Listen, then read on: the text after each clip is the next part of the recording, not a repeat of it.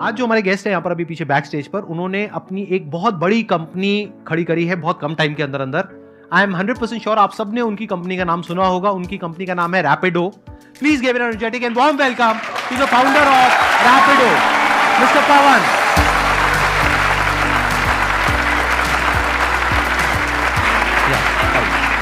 Little bit. Hi. Same here. Please have a seat. आप में से कितनों ने रैपिडो कंपनी का नाम सुना है? ऑलमोस्ट सबने किया। कितनों ने यूज किया है? अच्छा, सबने यूज भी किया है। अरे ग्रेट, आपके तो सारे कस्टमर्स बैठे हैं। Exactly, always happy to meet my users. Whatever language you are comfortable in, you can speak in that language, whether it's English or Hindi. और English. यहाँ पे सबको हाँ और इंग्लिश। यहाँ पे इंग्लिश बोलने में सबके हाथ टाइट है, including me.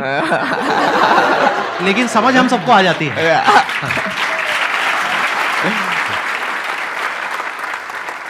Can you just explain कि ये आइडिया कहाँ से आया आपके पास में? आप आइडिया देखोगे ना रैपिडो का और सीधा सीधा बात करेंगे तो ये आइडिया इतना नया नहीं है।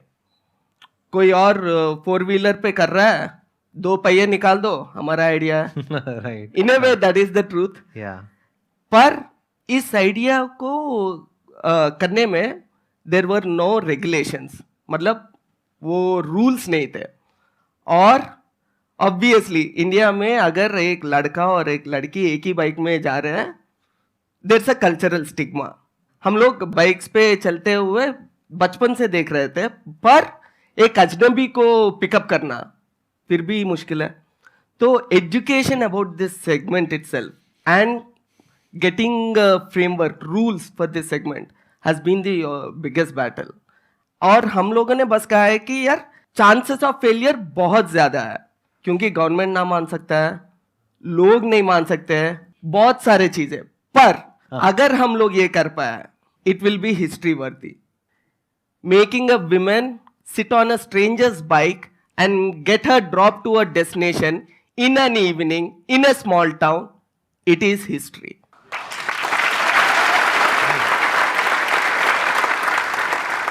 सबसे बड़ा चैलेंज मुझे ये नजर आ रहा है कि जब आपने शुरू किया उस टाइम पे कोई प्रॉपर गवर्नमेंट की रेगुलेशंस नहीं थी। इन द सेंस ऐसा नहीं था कि 2 व्हीलर के पीछे ये येलो कलर की नंबर प्लेट लगी हुई है जैसा टैक्सीज के अंदर होता है ना, और क्लियर डिमार्केशन हो कि ये कॉमर्शियल यूज के लिए है, ये पर्सनल यूज के लिए है। तो आपने इस चैलेंज को कैसे मीट आउट किया जब कोई गवर्नमेंट रेगुलेशंस थी ही नहीं? तो क्या आपने पर्सनल व्हीकल से ही शुरू कर दिया या गवर्नमेंट से अप्रूवल लिया? कैसे इस चैलेंज को कैसे ओवरकम किया? तो ये चीज है कि यार प्रोविजन है, हम लोग पूरा लॉ पढ़ेंगे, बिजनेस करने के लिए हर एक प्रोविजन है। और उसी तरह बाइक को टैक्सी में कन्वर्ट करने का प्रोविजन है। पर यही हुआ था कि यार कोई जाकर गवर्नमेंट से अब तक नहीं पूछा है, अरे मुझे बाइक को टैक्सी में कैसे यूज कर सकता हूँ। लॉ में प्रोविजन है पर पूछने वाला नहीं था। और हमारे पूछने के बाद आज के टाइम पे more than 10 states have recognized bike taxi, more than 6 states have legalized bike taxi in their states, and now अब यहाँ तक चला गया है कि यार लोग, even governments are pitching this as a job creation proposal in their manifesto. अच्छा, अरे ग्रेट। देखो यहाँ पर एक बहुत बड़ी चीज है हम सबके लिए सीखने वाली कि बहुत बार क्या होता है कि जैसे ही कोई आइडिया आता है हमारे माइंड में बिजनेस से रिलेटेड या कोई भी स्टार्टअप से रिलेटेड, तो सबसे पहला थॉट क्या आता है कि ये तो हो ही नहीं सकता। क्यों? क्योंकि आज से पहले हुआ ही नहीं है, तो ये करना बहुत मुश्किल है। हो सकता है वो इतना मुश्किल ना हो। इन्होंने देखा जाए तो कुछ बहुत ज्यादा नहीं किया, इन्होंने सिर्फ अप्रोच किया, तो कोई बहुत मुश्किल नहीं है। इट्स एज गुड एज कि आप 10 जगह पे गए इंटरव्यू देने के लिए और 10 में से 9 ने ना बोल दिया, 1 ने हाँ बोल दिया। कि आप अलग अलग स्टेट गवर्नमेंट के पास में गए, आपने अप्रोच किया और किसी एक ने हाँ बोल दिया। जैसे ही हाँ बोला इनका काम शुरू उस स्टेट से। तो फंडिंग आपने क्या शुरू में बूटस्ट्रैप से शुरू किया था या शुरू में डे 1 से आपने फंडिंग उठा ली थी? कैसे किया था? नहीं, यहाँ इस आइडिया को शुरू करने में एक और बड़ा सा ऑब्स्टिकल है फंडिंग। क्योंकि जैसे कि मैं बात कर रहा था, उस टाइम पे ऑलरेडी 2 ऐसे कंपनी है, बड़े कंपनी है जो ऑलरेडी बहुत बड़ा फंडिंग उठा चुके हैं। उनके पास ऑलरेडी $1 बिलियन है। और ये आइडिया भी ऐसा है कि यार वो 4 व्हीलर के लिए, 4 व्हीलर के लिए कर सकता है, 2 व्हीलर के भी कर सकता है। बिल्कुल। और लोग हम फॉर द फर्स्ट 2-3 years जब हम लोग शुरू किए थे सब लोग यही बोल रहे थे यार उससे टक्कर कैसे लोगे, पर हमें पता था कि यार अगर मैं इस प्रॉब्लम स्टेटमेंट को फोकस करूं और सिर्फ इसी पे ध्यान दूं तो मैं पक्का उनसे बेहतर कर सकता हूं। और वो मकसद नॉट जस्ट मी, मेरे पूरे टीम को भी बस यही बताया था कि यार वो लोग कर रहे हैं और करेंगे भी, और उसके पास पैसे भी है, हमारे पास ना पैसे है ना रिसोर्सेस है ना ब्रांड है, तो हम लोग जो भी कर रहे हैं उससे 5 गुना एफिशिएंट होना है, क्योंकि हमारे पास इतने पैसे नहीं है। और अगर कस्टमर और ड्राइवर, हम अपने ड्राइवर्स को कैप्टन्स करके बुलाते हैं, कस्टमर और कैप्टन अगर सोचे यार मुझे रैपिडो क्यों डाउनलोड करना है, उसके पास सीधा सीधा आंसर होना है, तो वो सॉल्यूशन, वो वैल्यू क्या है, चलो फिगर आउट करता है। तो ऐसे सोचते सोचते हम लोगों ने बहुत सारा नए चीजें करने के लिए मिला है। जैसे कि 2015 में जब हम लोग शुरू किए थे, ये यूपीआई के पहले था, पर हम लोगों ने सोचा है कि यार बाइक टैक्सी कोई भी ज्वाइन कर सकता है, और हम लोग बोलते हैं कि यार be your own boss by joining in Rapido.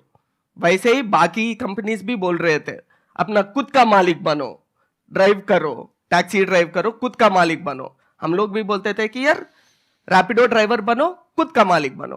पर मालिक का क्या मतलब होता है? मालिक का ये मतलब होता है कि यार अपना आप कुछ कमा रहे हो, वो आपका पैसा है। बाकी कंपनीज में हम लोगों ने देखा है वहां पे वीकली सेटलमेंट होता है, मंथली सेटलमेंट होता है, मतलब जो भी पैसे कमा रहे हो आपको 1 हफ्ते के बाद मिलता है या 1 महीने के बाद मिलता है। तो वो तनख्वाह की तरह है, बी योर ओन बॉस, खुद का मालिक कहाँ पे है? तो उस टाइम पे हम लोगों ने एक instant payment product, which means जो भी कमा रहे हो वो डायरेक्टली आपके बैंक में जाएगा। ये यूपीआई के पहले। यूपीआई के बाद तो वो कैसे किया आपने? हम लोगों ने एक बैंक के साथ बहुत परस्यूएट करके, बहुत इंसिस्ट करके, we were the first guys to work with Yes Bank and come up with instant payments product. उन लोगों ने हमारे लिए एक कस्टमाइज सॉल्यूशन क्रिएट किया हुआ है। उसमें पूरी पेमेंट उसके पास चली गई, मानो मैं हूं वो कैप्टन आपका, और पूरी पेमेंट मेरे पास में आ गई। उसमें फिर आपको क्या बेनिफिट हुआ? दी कैप्टन्स दे पे अस कमीशन फ्रॉम देयर मनी। अच्छा, and what is that commission percentage? It's 15% around. Bike है या जो स्कूटर है वो भी कैप्टन का है? कैप्टन का ही है। So one of my other visions, मेरा एक और सपना था कि यार रैपिडो के through I want to create employment at a mass scale. And अगर एक स्टूडेंट को 2 क्लासों के बीच 1 घंटा भी मिले, मेरा मकसद ये है कि यार वो बंदा आए, रैपिडो पे काम करो, पैसे कमाओ, सैटरडे मूवी देखो, या जो करना है करो, पर अपनी कमाई खुद करो। I must say it's a great idea, लेकिन यहाँ पर मुझे एक बहुत बड़ा चैलेंज नजर आ रहा है। For example, I am the kind of a guy, मान लेते हैं, just as an example, not I am, but मान लेते हैं कि मेरी इंटेंशन ठीक नहीं है। मेरा है कि आपके प्लेटफॉर्म को, आपके ब्रांड को यूज करके अपना कुछ ऐसा करना है विच इज इलीगल, और मैं आपके पास आता हूं, और जो भी आपका वेरिफिकेशन का क्राइटेरिया है, आपका होगा कि ये इस तरीके से आप वेरीफाई करते होंगे, वट एवर इट इज, उन सारे क्राइटेरियाज पे मैं पास हो जाता हूं, और मेरे को आपका प्लेटफॉर्म मिल जाता है, यानी आपका ब्रांड नेम मिल जाता है। तो अब जो पैसेंजर है उसकी सेफ्टी को आप कैसे इंश्योर करोगे? Like you said, we have a strict verification process and we have a background verification process. Document verification एक होता है, बैकग्राउंड वेरिफिकेशन एक होता है, उसके बाद एक ट्रेनिंग कोर्स होता है। मान लो ये सब कुछ उसने पास कर लिया, देन हमारे पास एक पीरियड होता है कॉल्ड हैंड होल्डिंग पीरियड।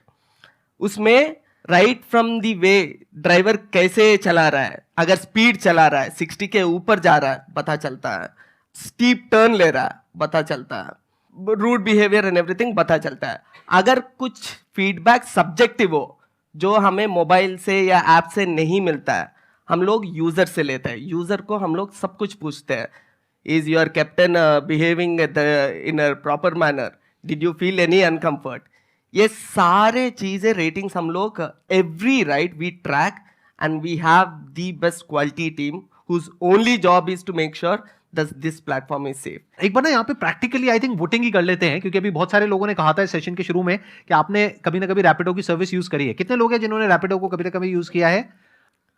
कितने लोग हैं जिनका एक्सपीरियंस बहुत अच्छा रहा है, वो अपने हाथों पर रखिए। ऑलमोस्ट सबका। दैट्स अ बिग अचीवमेंट जी। So big round of applause. अच्छा, अब मैं आप लोगों से और थोड़ा इंटरेस्टिंग एक क्वेश्चन पूछता हूं रादर देन आस्किंग हिम, क्योंकि ये तो अपने स्टैंड पॉइंट से कुछ अच्छा ही बोलेंगे, but it would be interesting अगर कस्टमर के स्टैंड पॉइंट से कुछ हम समझने की कोशिश करें। अभी जिन्होंने अपने हाथ ऊपर करे थे, यानी कि जिन्होंने कभी ना कभी यूज किया है रैपिडो की सर्विस, उसमें से बहुत सारे लोग ऐसे भी होंगे जिन्होंने रैपिडो के अलावा और भी टू व्हीलर के जो और सर्विसेज हैं उसको यूज किया है। हाथ ऊपर करिए, ऐसे कितने लोग हैं? तो आप कुछ बताना चाहेंगे बिना नाम लिए कि जो आपने एक्सपीरियंस किया इनकी जो भी राइड है उसमें और जो किसी और कॉम्पिटिटर की है उसमें? अभी 2-3 दिन पहले की बात है, I was in Delhi, I was booking from Rapido as well as from other also. So what happened, I got a call from that other app that amount कम है तो मैं नहीं आ पाऊँगा. I booked approximately 6 to 7 rides. All the rides cancelled. And when I booked from Rapido, just a single ride, it was confirmed. And I was getting late to office and I was like, मैं क्या करूँ? Then I just downloaded Rapido once again. I booked from Rapido and I was very happy. अभी तक आपने it's a positive feedback.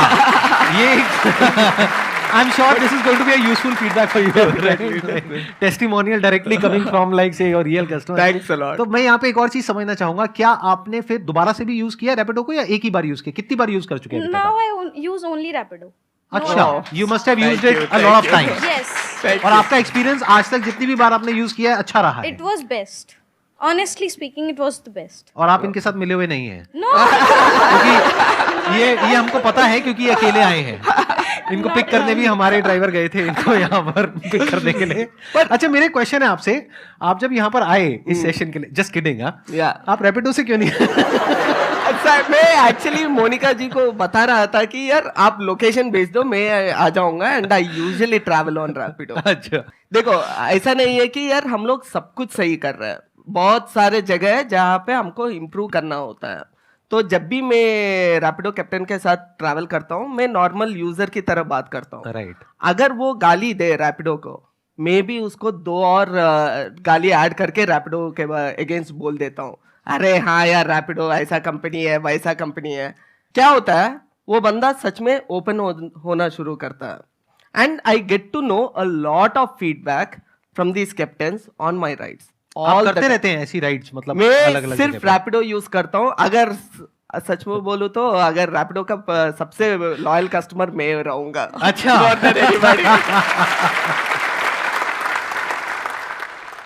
Sir नमस्ते, मेरा नाम शुभम है और मैंने रैपिडो कैप्टन के तौर पर काफ़ी मंथ्स काम किया है. और जब मैं कॉलेज में था तो फीस के लिए मुझे रैपिडो एज अ कैप्टन काम करना पड़ा, तो बहुत ही कन्वीनियंट रहा. मेरी 3000 फीस जाती थी मंथ की और मैं बहुत इजीली उसको अफोर्ड कर पाता था क्योंकि मैं काम कर रहा था. आप महीने का कितना अर्न कर लेते थे वहां से? सर मैं पार्ट टाइम करता था ऑब्वियसली. हाँ, पार्ट टाइम करते थे. कितना अर्न 5 करते to थे? 10 करता था मैं पहले, तो मुझे 400-500 हो जाते थे दिन के. हाँ. Which is very good. अगर मैं अपने ऊपर भी रख करके देखूं, there was a point in time in my life कि जब मेरे पास में ऐसा कोई ऑप्शन नहीं था कि 18-19 साल की एज में अगर लाइसेंस तो है और एक टू व्हीलर भी है, बट पार्ट टाइम अगर 400-500 रुपए मिलता है तो नॉट बैड ना.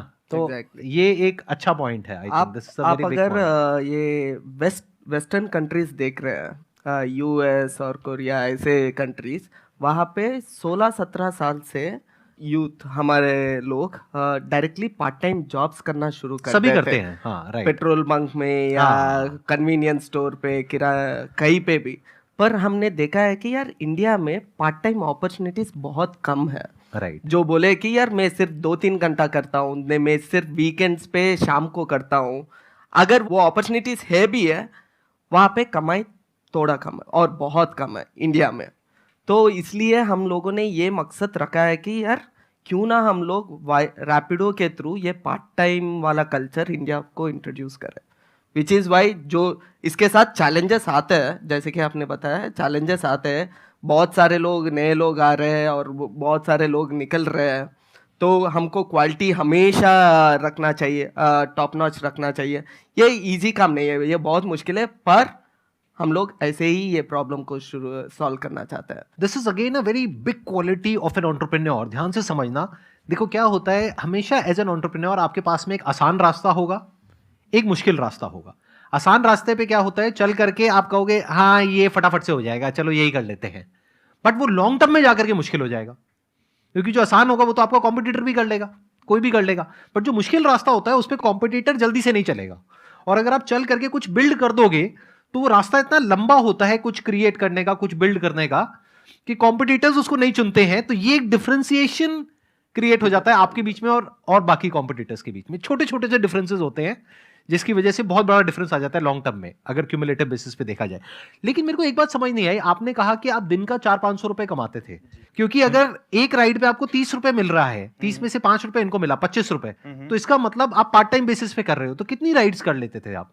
सर मैं डेली अराउंड 7 to 8 राइड्स मेरी हो जाती थी 5 घंटे के अंदर अंदर। और एवरेज अमाउंट कितना होता था एक राइड का? सर वो तो डिफरेंट रहता है। अगर हमें 1 किलोमीटर जाना है तो ऑब्वियसली कम अमाउंट है। हाँ। अगर 10 to 15 किलोमीटर जाना है तो उसका 150 रुपीज के अराउंड मिल जाता था। अच्छा, तो एवरेज मान लेते हैं 60 रुपए के आसपास, हाँ है ना? और 10 राइड अगर आपने करी तो 400-500-600, हाँ ठीक है, हाँ। कैलकुलेशन ठीक है सर। आपने बहुत सही गेस किया है। हमारा एवरेज टिकट साइज है 60-65। इससे प्रूव हो जाता है कि चोट सिर्फ मेरे हाथ पे लगी है।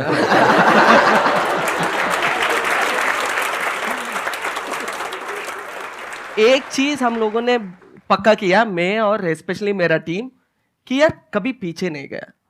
जो भी सोचा है, जब भी मुश्किल आया है, जब भी कुछ भी आया हुआ है, हमारे पास पीछे जाना मतलब घर जाना। और घर में हम लोगों को ऑलरेडी मिल रहा था कि यार आप लोग कर क्या रहे हो, तो पीछे जाना ऑप्शन ही नहीं था, सिर्फ आगे बढ़ना ही एक ही रास्ता बचा था। तो we kept on solving and after like 3-4 years then people started to take notice of Rapido। अगर आप सब लोग से पूछता हूँ आपको Rapido कब पता चला है, बहुत कम लोग होंगे जो 6 साल पहले, 4 साल पहले, जो भी पता होगा आपको रिसेंटली पता होगा। आई थिंक पिछले 1-2 साल 3 साल में ही ज्यादा हुआ है, मैंने जो नोट किया है। बट उसके पहले 4-5 साल हम लोग बस एक ही काम किया है, हेड्स डाउन एग्जीक्यूशन।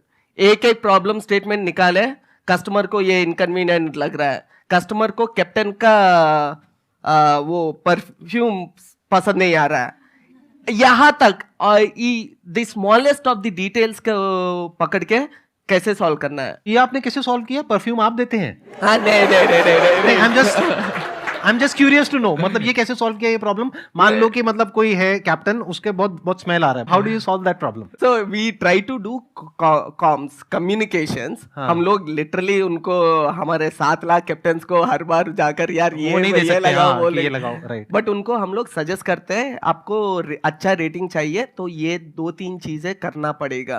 और रेटिंग्स के ऊपर हम लोग थोड़ा इंसेंटिवाइज करते हैं ताकि वो लोग मोटिवेट हो जाए कि यार ये फॉलो करके अच्छा रेटिंग पाए। क्या इसको आपने रेटिंग में भी इनकॉर्पोरेट किया है? इन द सेंस कि रेटिंग में आप 4-5 चीजें पूछते होंगे, क्या उसमें ये भी पूछा है कि जो आपका कैप्टन हाइजीन, हम लोग हाइजीन करके हाँ, पूछते हैं। रेटिंग में हम लोग प्रोफेशनलिज्म, नहीं, क्योंकि यही तरीका है पता करने का, है ना, ऑब्जेक्टिवली पता करने का। प्रोफेशनलिज्म, बिहेवियर, ड्राइविंग, एक एक में सब सेक्शन होता है। हाइजीन वैसे।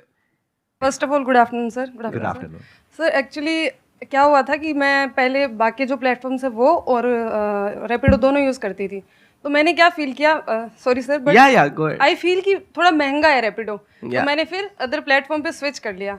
तो आज सुबह जब मैं आ रही थी, मैं गुड़गांव से आई हूँ, तो एक्चुअली क्या हुआ, मैं जो दूसरा प्लेटफॉर्म यूज़ करती थी वो उन्होंने मेरी राइड एक्सेप्ट नहीं की, वो मतलब केप्ट ऑन कैंसिलिंग। फिर उसके बाद मैं मतलब पीजी वगैरह जहाँ भी रहती हूँ, मैं नीचे आई तो मेरे को एक रैपिडो ड्राइवर आगे मिला और मैं ऐसी ऑटो वाले से पूछ रही थी कि मुझे यहाँ जाना है। Then he suddenly asked by himself कि मैडम आपको कहाँ जाना है? तो आई सेड कि मेट्रो स्टेशन जाना है। तो मैंने कोई राइड बुक नहीं की थी, बट वाकई कस्टमर सर्विस लिटरली मैटर्स। तो उन्होंने मेरे से पूछा कि अच्छा, मैंने कहा भैया कितना लोगे? तो he said something amount. I said भैया इतना जेन्युइन है, just negotiated by like that only, and then he gave me that service. तो हाँ, मेरे को आज लिटरली मैंने इसलिए देखा भी नहीं दूसरा प्लेटफॉर्म कि अच्छा ठीक है इधर नहीं सर्विस दे रहे तो शायद उधर भी नहीं मिल रही होगी, रैपिडो पे भी। बट वाकई जब मेरे को ड्राइवर मिला ऑन द रोड, तो आई रियलाइज कि हाँ, मुझे दूसरा चेक करना चाहिए था, अगर वहाँ कोई सर्विस नहीं मिल रही है तो यहाँ अवेलेबल होगी। तो आपने कहा कि आपको कोई ऐसे ही फिर रोड पे वो मिले रैपिडो वाले और उनसे आपने नेगोशिएट किया और उन्होंने आपको ड्रॉप कर दिया। Yes sir. तो क्या ये ऑफिशियल है अनऑफिशियल है? ये अनऑफिशियल है। और ये एक लीकेज है इनके बिजनेस में, मतलब आप समझ गए, ये इनको लॉस हुआ क्योंकि वो डायरेक्ट हो गया ना। नहीं, लॉस से ज्यादा हम लोगों का पहला कंसर्न ये होता है कि यार हम लोगों ने ये कॉन्सेप्ट इंडिया में लेके आया है अब, और हमें बताया कि यार ऐसे अलग से लोग पिकअप कर सकते हैं, पर कहीं पे कोई भी हादसा होगा, नाम आपका आएगा, नाम रैपिडो नहीं, कैटेगरी का आएगा। हाँ राइट, ठीक है, रैपिडो मेजर प्लेयर है, पहला प्लेयर है, पर कैटेगरी के लिए आएगा, और मैं ये नहीं चाहता हूँ। अभी जैसे इन्होंने बताया कि जो कस्टमर है उसके स्टैंड पॉइंट से क्या है, वो पैसे बचाना चाहता है। या अब वो बचाने के लिए क्या करेगा, या तो किसी और ऐप पे शिफ्ट होगा या फिर वो डायरेक्ट सेटिंग करना चाहेगा जो कैप्टन है उससे। या ये चाहे हम एक्सेप्ट करें या ना करें, बट ऐसा होता है। तो अब अगर डायरेक्ट सेटिंग हो जाती है और एक इंसान को पता है कि मेरे को रोज जाना है, तो डायरेक्ट में अगर उसको सस्ता पड़ता है तो उसको कोई दिक्कत नहीं है कि वो कैप्टन हो गया, उसके ऊपर ट्रस्ट हो गया बिकॉज ऑफ रैपिडो। लेकिन अब डायरेक्ट एक रिलेशनशिप बन चुकी है उन दोनों की। अब आपको नहीं पता है, और कैप्टन के स्टैंड पॉइंट से भी देखा जाए तो उसको आपको 15% नहीं देना पड़ रहा है, तो उसको भी फायदा हो रहा है, इधर से कस्टमर को भी फायदा हो रहा है। मानो उसमें से 10% का डिस्काउंट उन्होंने कस्टमर को पास ऑन कर दिया और 5% का खुद भी बेनिफिट हो गया। एग्जैक्टली, तो उसको तो फायदा ही हो रहा है। तो अगर इस तरीके से ये होने लग गया तो इसको आप कैसे रोकेंगे? How will you stop it? तो दो चीज है। ये हम लोग 15% ले रहे हैं, पहले हमको लगना चाहिए कि यार मैं ये 15% क्यों ले रहा हूं, क्या वैल्यू ऐड कर रहा हूं कैप्टन को। एक बंदा यहां से पिकअप करके वहां दूसरे अनजान जगह पे जा रहा है, अब वहां पे उनको शायद कस्टमर, जान पहचान कस्टमर हो सकता है, ना हो सकता है, हम लोग उनको वहां पे कस्टमर तो दिलवा रहे हैं। जब भी हम लोग दिलवाएंगे तब हम लोग 15% लेंगे, तो हम लोग वैल्यू ऐड कर रहे हैं। हम लोग बस यही सोचते हैं कि यार ये लोग डायरेक्टली जा रहे हैं, इसका हम लोग कंसर्न सिर्फ सेफ्टी पे है, बट वैल्यू पे नहीं है। हमारा प्रॉब्लम स्टेटमेंट ये होता है कि यार ठीक है वो लोग डायरेक्ट कर रहे हैं, हम लोग और कैसे वैल्यू ऐड करके कुछ ले सकते हैं। And we are coming up with solutions wherein we say कि यार मैं अगर आपसे 1 रुपए ले रहा हूं, उसके लिए आपको वैल्यू दिख रहा है कि नहीं। वैल्यू नहीं दिख रहा है, आज नहीं तो कल, कल नहीं तो परसों, वो होना ही है। तो एक सिंपल सा मैथ बता देता हूं। हमारा कैप्टन 1 घंटे में 100 रुपए कमाता है। कैसे कमाता है? लाइक एक 1.6 राइड्स, 1.7 इज 1 घंटे में 1.6 राइड्स करता है, सो मोटा मोटा 100 रुपए बना लेता है। अगर वो मान लीजिए खुद एक कस्टमर को अपने खुद से सोर्स करता है, हम लोग जुगाड़ू है, पर वैसे एट द सेम टाइम हमारे लिए 5 मिनट कभी 5 मिनट नहीं है, 5 मिनट 15 मिनट हो सकता है। मैं एक कस्टमर को पिकअप करने गया 9 o'clock, बोलता है भैया मैं नीचे निकल रहा हूँ, नीचे आ रहा हूँ, बस 2 मिनट। वो 2 मिनट होंगे 15 मिनट का 20 मिनट हो जाएगा। Right 15 minute. हाँ, बिल्कुल। इसका क्या मतलब हुआ है? वो 15 मिनट वो बंदा कुछ अर्न नहीं किया है। अगर 1 घंटे में 100 रुपए कमा रहा है, 15 मिनट का वैल्यू कितना होता है? 25 रुपए। अगर वो ये 15% नहीं देना चाहता है, वो इससे झेलना पड़ेगा, क्योंकि वो कस्टमर को कुछ बोल नहीं सकता है। हमारे पास कैप्टन अगर कस्टमर ज्यादा वेट करवा रहा है, वेटिंग चार्ज होता है। वहां पे ट्रस्ट रिलेशनशिप ना, वो वेटिंग चार्ज थोड़ी पूछेगा। राइट। तो इतना बड़ा प्रॉब्लम नहीं है।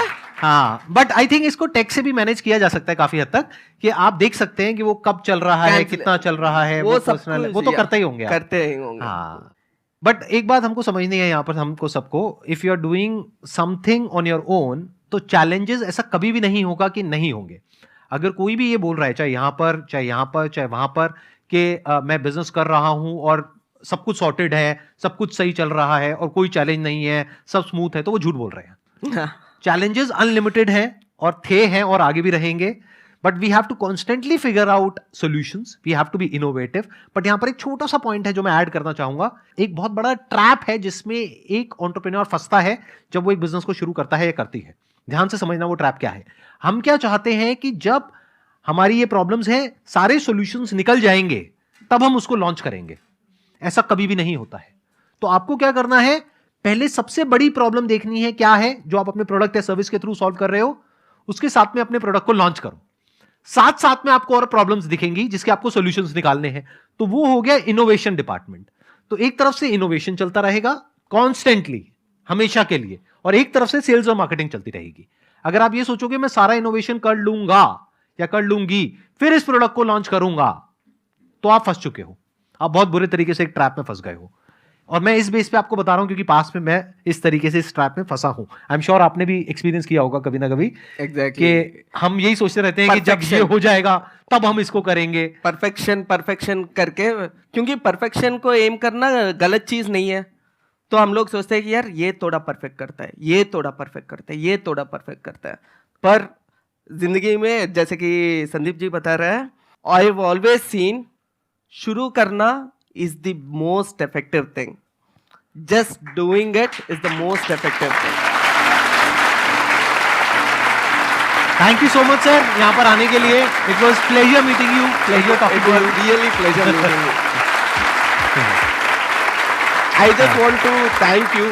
मैं हमेशा ये सोचता था कि दुनिया में सबसे बड़ा इम्पैक्ट ये होता है जब आप एक बंदे को दूसरे बंदे को इंस्पायर कर रहे हो, क्योंकि वो बंदा जब इंस्पायर होगा वो कुछ भी बन सकता है। एक एजुकेटर बन सकता है, एक बिग एंटरप्रेन्योर बन सकता है, या एक लीडर बन सकता है। और आप वो काम दिन ब दिन ऑलमोस्ट हफ्ते हफ्ते वाया योर वीडियोस आप लोग कर रहे हो। I am really inspired. Thank you so much जी, thank you so much, thank you.